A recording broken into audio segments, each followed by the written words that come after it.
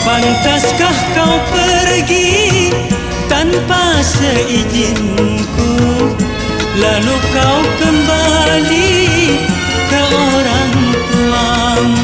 Mengapa pungkiri atau kau tak sudi? Mengapa kau lari? Apa yang kau cari?